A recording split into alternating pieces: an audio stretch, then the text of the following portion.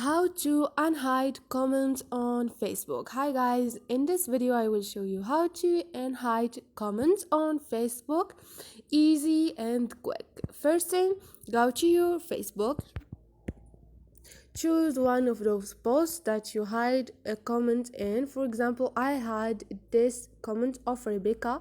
All I need to do to unhide this comment, like you see they also write this comment has been hidden.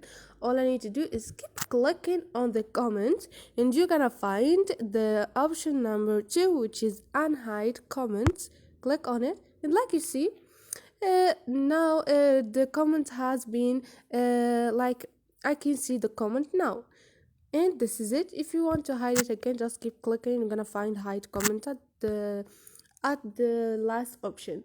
So this is it guys. Hope this video was helpful to you. If you like the video, don't forget to subscribe and like.